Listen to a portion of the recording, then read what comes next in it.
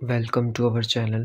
तो आज की हम इस वीडियो में स्टार्ट करेंगे केमिस्ट्री का इम्पॉर्टेंट चैप्टर मतलब means topic types of chemical reaction. तो ये हमारे क्लास का सबसे इस चैप्टर का इम्पॉर्टेंट टॉपिक होगा जिसमें हम सारे टाइप्स पढ़ेंगे।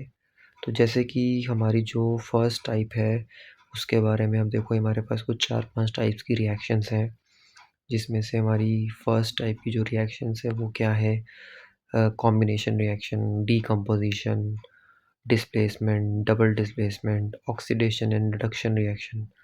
तो ये हमारे पास ना कुछ टाइप्स हैं।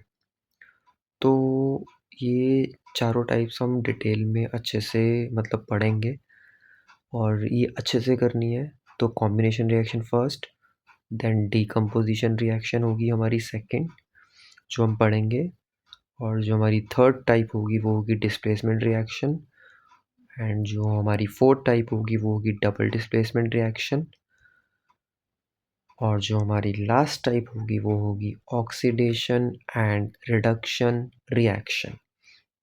जिस ऑक्सीडेशन रिडक्शन को हम याद रखना रिडॉक्स रिएक्शन भी बोलते हैं। तो जितनी भी ऑक्सीडेशन रिडक्शन रिएक्शंस होती है उन सबको हम रिडॉक्स रिएक्शन भी बोलते हैं। तो अब इन रिएक्शंस को हम आगे डिटेल में क्या करेंगे, फर्दर इनको एक्सप्लेन करेंगे, इनके अंदर क्या क्या रिएक्शन होगी उनको हम समझने की अब आगे कोशिश करेंगे, जो हमारे लिए बहुत ज़्यादा इम्पॉर्टेंट होगी। चलो अब स्टार्ट करते हैं हम अपनी फर्स्ट टाइप कॉम्बिनेशन रिएक्शन। तो हमारी फर्स्ट टाइप क्या है देखो, ये उसकी एक डेफिनेशन है जिस डेफिनेशन को हम अब समझने की कोशिश करते हैं with the help of examples, मतलब रिएक्शंस के थ्रू अब इनको हम समझने की कोशिश करेंगे। तो क्या है देखो, these are those reaction in which two or more elements or compounds combine together to form a single compound is called combination reaction। मतलब ये वो रिएक्शन है जिसमें दो या दो से ज़्यादा एलिमेंट्स को या कंपाउंड्स को कंबाइन करके अगर हम सिंगल प्रोडक्ट बना दे, सिंगल कंपाउंड बना दे, उसे हम कॉम्बिनेशन रिएक्शन बोलते हैं। तो वो चाहे एलिमेंट हो चाहे कंपाउंड हो, रिएक्ट करने के बाद दो सब्सटेंसेस को रिएक्ट करने के बाद सिंगल प्रोडक्ट बने, उसे हम क्या बोलते हैं, कॉम्बिनेशन रिएक्शन। चलो एग्जाम्पल के थ्रू हम इसको समझने की कोशिश करते हैं। तो हमारा जो अगला एग्जाम्पल है वो क्या है देखो, हमने एक एग्जाम्पल लिया Fe प्लस जो हमारा सॉलिड फॉर्म में है उसको अगर हम रिएक्ट करें किसके साथ, सल्फर के साथ जो हमारा सॉलिड फॉर्म में है, तो हमें एक मिलेगा आयरन सल्फाइड। हमें क्या मिलेगा, आयरन सल्फाइड। इसे हम बोलते हैं FeS का मतलब होता है आयरन सल्फाइड। तो यहाँ पे हमारे पास क्या नज़र आया, इस पूरी रिएक्शन में हमें क्या नज़र आया कि आयरन को सल्फर के साथ रिएक्ट करा तो आयरन सल्फाइड मिला। अब आयरन और सल्फर यहाँ क्या है, ये दोनों मेरे एलिमेंट हैं, ये दोनों मेरे क्या हैं, एलिमेंट हैं। तो जब हमने दो एलिमेंट को आपस में रिएक्ट करवाया तो हमें क्या मिला, आयरन सल्फाइड, जो हमारा क्या है, एक कंपाउंड है। ये दो एलिमेंट हैं और इन दोनों एलिमेंट को रिएक्ट करवाया तो हमें हमें क्या मिला, FeS। तो ये जो FeS है ना, ये एक्चुअली में हमारा क्या है, ये हमारा एक कंपाउंड है। तो जब दो या दो से ज़्यादा एलिमेंट को आपस में रिएक्ट करते हैं तो एक कंपाउंड मिलता है। तो कॉम्बिनेशन मतलब these are the those reaction in which two or more elements and form a single product is called combination reaction. अब दो एलिमेंट्स को जैसे ही हम रिएक्ट करेंगे तो हमें क्या मिलेगा, एक कंपाउंड। अब अगली रिएक्शन देखोगे, NH3 plus HCl gives us NH4Cl मतलब अमोनियम क्लोराइड। यहाँ पे हमारे पास ये जो NH3 और जो HCl है, ये दोनों मेरे कंपाउंड्स हैं, ये दोनों मेरे कंपाउंड्स हैं। जब हम दो कंपाउंड्स को भी आपस में क्या करेंगे, रिएक्ट करेंगे, तो हमें जो सिंगल प्रोडक्ट मिलेगा वो हमेशा क्या मिलेगा, कंपाउंड मिलेगा।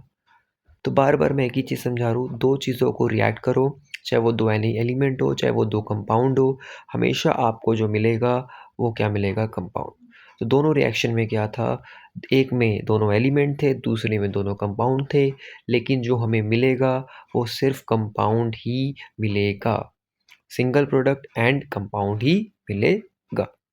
चलो अब हम स्टार्ट करते हैं एनसीईआरटी की कुछ एक्टिविटीज से। इम्पॉर्टेंट एक्टिविटी है कॉम्बिनेशन रिएक्शन की, तो इसको समझने की हम कोशिश करते हैं, तो इसी से ही हमें सारी चीज़ें क्लियर होंगी। तो take a small amount of calcium oxide or a quick lime in a beaker. ये जो कैल्शियम ऑक्साइड है ना, इसे हम क्विक लाइम बोलते हैं। तो अगर हम कैल्शियम ऑक्साइड को बीकर में डालेंगे, मीन्स ये जो कैल्शियम ऑक्साइड जिसे हम क्विक लाइम बोलते हैं, अगर हम इसको वाटर के साथ रिएक्ट करेंगे, H2O के साथ रिएक्ट करेंगे, तो हमें क्या मिलेगा, हमें मिलेगा slaked lime which is called calcium hydroxide plus large amount of heat is released. Means जब हम कैल्शियम ऑक्साइड को वाटर के साथ विगरसली रिएक्ट करेंगे, तो ये हमें एक स्लेक लाइम प्रोड्यूस करेगा और large amount of heat release करेगा। तो इस रिएक्शन में कह रहा है, इन दिस रिएक्शन ये जो हमारा कैल्शियम और ऑक्साइड और जो वाटर था, इसको रिएक्ट करते ही स्लेक लाइम मिला और large amount of heat release हुई। तो जैसे हम इस बीकर को टच करेंगे तो कहता है, do you feel any temperature? Yes, temperature change हो जाएगा, टेम्परेचर बढ़ना शुरू हो जाएगा, टेम्परेचर में चेंजेस शुरू हो जाएंगे। तो जब हीट प्रोड्यूस होती है तो टेम्परेचर भी इंक्रीज होता है। नाउ तो फिर इस चीज़ को समझने की कोशिश करते हैं, कॉम्बिनेशन रिएक्शन का मतलब क्या हुआ। जिस रिएक्शन में कैल्शियम ऑक्साइड और वाटर को कंबाइन करके सिंगल प्रोडक्ट बनाया जाता है, उस रिएक्शन को हम कॉम्बिनेशन बोलते हैं। Means such reaction in which single product is formed from two or more reactant is known as combination reaction. तो जिस रिएक्शन में दो या दो से ज़्यादा रिएक्टेंट को रिएक्ट करके सिंगल प्रोडक्ट बनाया जाता है, उस रिएक्शन को हम कॉम्बिनेशन रिएक्शन बोलते हैं। तो इस रिएक्शन में हम कैल्शियम ऑक्साइड जिसे हम क्विक लाइम बोलते हैं, उसको जब हम वाटर के साथ रिएक्ट करेंगे तो हमें एक सिंगल प्रोडक्ट मिलेगा which is called calcium hydroxide plus large amount of heat release होगी। तो such reaction in which two or more reactant combine to form a single product is called combination reaction। तो ये थी हमारी first activity, important है, इसको अच्छे से हमें करना है।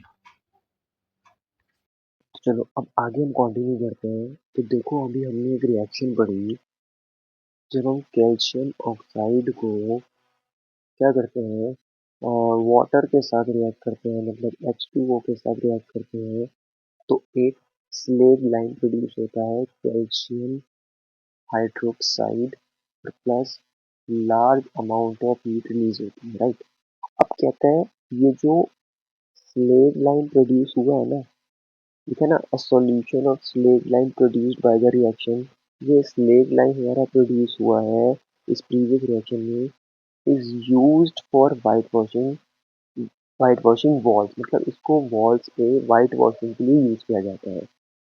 फिर ये कैल्शियम हाइड्रोक्साइड हमारे एयर के अंदर जो कार्बन डाइऑक्साइड होती है उसके साथ रिएक्ट करने के बाद एक थिन लेयर बना देता है जिसे हम कैल्शियम कार्बोनेट बोलते हैं। मीन्स जब हम कैल्शियम हाइड्रोक्साइड को रिएक्ट करेंगे कार्बन डाइऑक्साइड के साथ, तो एक कैल्शियम कार्बोनेट की एक थिन लेयर बनती है प्लस वाटर। लेकिन ये जो थिन लेयर बनती है ना, लिखा है calcium carbonate is formed after 2 to 3 days of white washing and give shiny finish to the wall. ये जो लेयर बनती है ना, वो पेंट करने के बाद, वाइट वॉशिंग करने के बाद, रिएक्ट होने के 2 से 3 दिन के बाद बनती है, और 2 से 3 दिन के बाद वो वॉल शाइन करती है, और जो उसके ऊपर लेयर बनती है शाइनी लेयर, उसे हम कैल्शियम कार्बोनेट बोलते हैं। तो कैल्शियम हाइड्रोक्साइड को जब कार्बन डाइऑक्साइड के साथ रिएक्ट करते हैं तो कैल्शियम कार्बोनेट प्लस वाटर मिलता है। कुछ और एग्जाम्पल को समझने की कोशिश करते हैं। कुछ और हमारे पास एग्जाम्पल है, जैसे बर्निंग ऑफ कोल। कार्बन क्या है, ये सब क्या है, कोल वगैरह क्या है, सब कार्बन की फॉर्म है। तो जब कार्बन को ऑक्सीजन के साथ रिएक्ट करेंगे तो क्या मिलेगा, कार्बन डाइऑक्साइड। तो इसमें भी क्या हुआ, दो सब्सटेंस को हमने क्या करा, रिएक्ट करवाया और एक सिंगल प्रोडक्ट फॉर्म किया।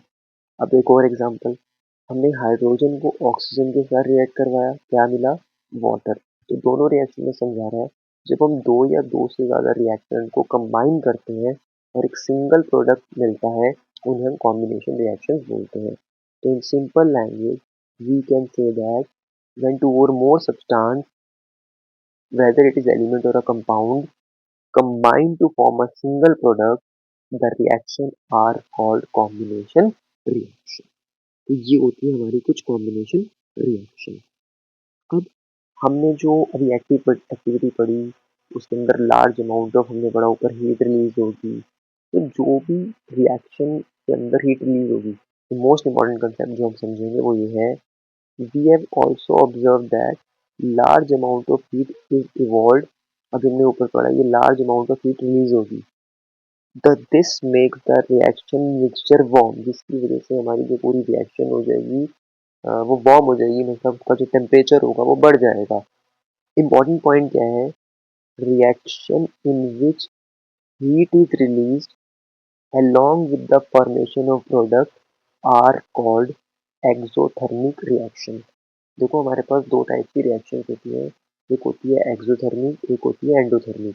जिस कॉम्बिनेशन रिएक्शन में प्रोडक्ट के साथ हीट भी क्या हो, रिलीज हो, उस रिएक्शन को हम एक्सोथर्मिक रिएक्शन बोलते हैं। एक्सोथर्मिक का मतलब होता है हीट का प्रोड्यूस होना, हीट का रिलीज होना।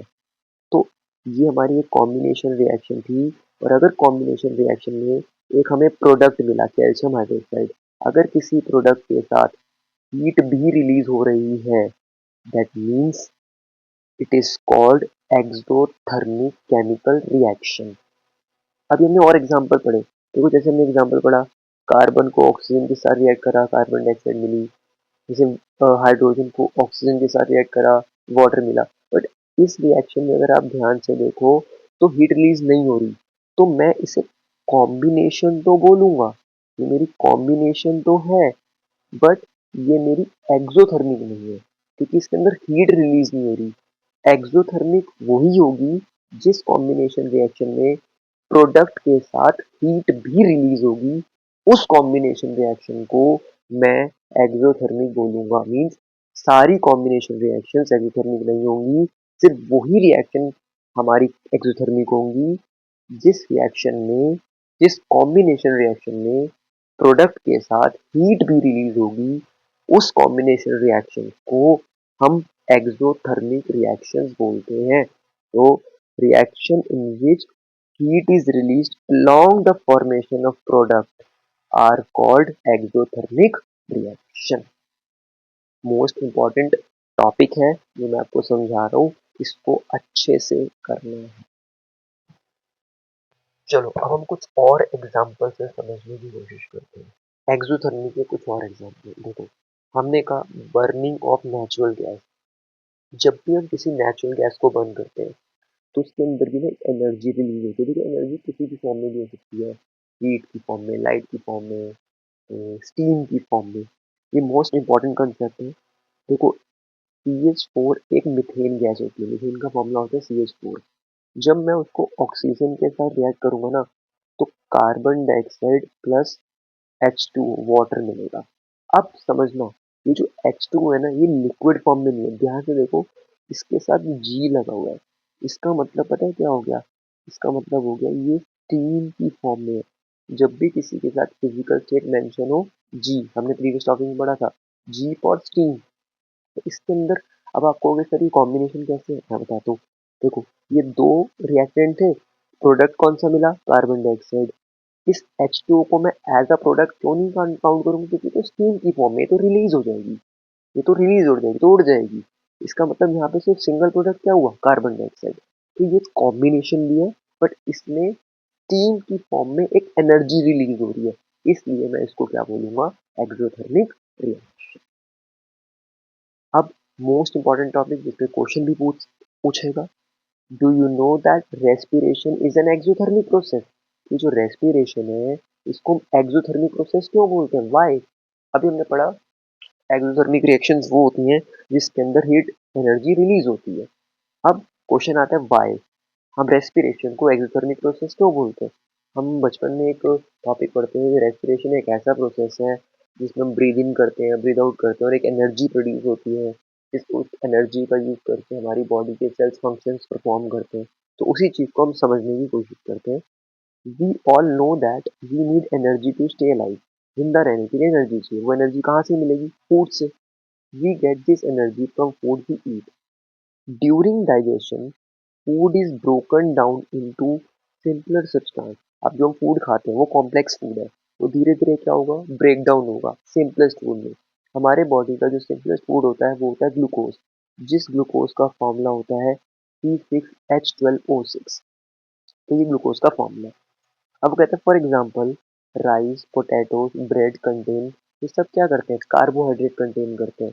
ये जो कार्बोहाइड्रेट होते हैं ना, ये धीरे धीरे सिंपलेस्ट फॉर्म में ब्रेक डाउन होते हैं विच इज कॉल्ड ग्लूकोज।